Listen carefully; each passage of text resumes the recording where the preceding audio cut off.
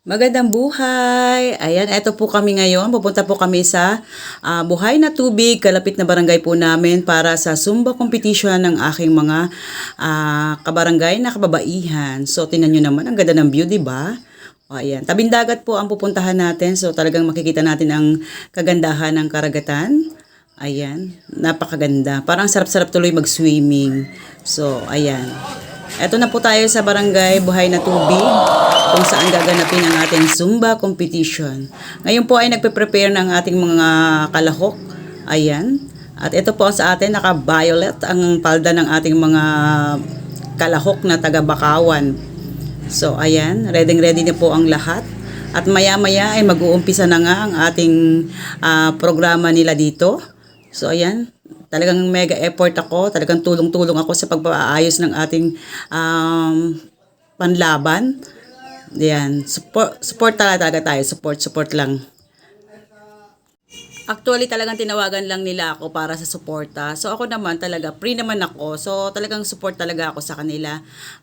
Bali, dalawa kaming konsihala na nandito para suportahan ang kanilang paglaban sa Zumba competition na gaganapin ngayong araw. Alam nyo ba, itong kasuotan nila, hiram-hiram lang to kasi gahol na sa oras. Para lang sabihin na kami ay nakiki-operate sa kanila, sa kabilang barangay, pumayag na rin kami. Para pag kami naman ang nangailangan ng kanilang participation, buhos din ang suporta nila para sa amin kung kami ay gaganap ng isang piyesta din sa aming barangay. Ayan, talaga si Konsehala Gina sumali talaga sa Zumba na to. At ayan, medyo hindi nakapag-diet kaya hirap na hirap para ayusin ang kanyang damit. Maya-maya po ng konti ay matutunghayan na natin ang kanilang pagsayaw na ilang araw din nilang pinaghirapan. Wow. Oo, para lang kailangan pa ng 2x2 para lumambot ang katawan. Pero at least, kahit paano, di ba, tayo ay nakikisama sa kanila. Yun po ang point namin dito.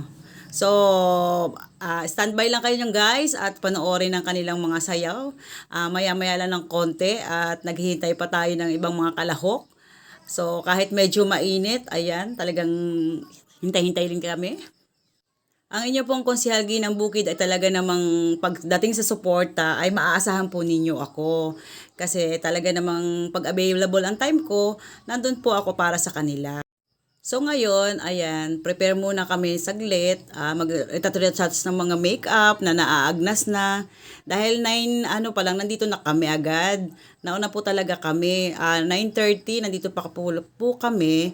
Tapos, mag-start pa lang kami ng 11. Di ba po, pagkatagal-tagal, so talagang naaagnas na silang lahat. So ayan, picture taking muna ng grupo bago mag-start ang competition. Ayan, pasensya na guys ha, binago ko lang talaga ang tugtog kasi mahirap na. Alam niyo naman si Lolo, di ba? So ayan, panoorin niyo na lang guys.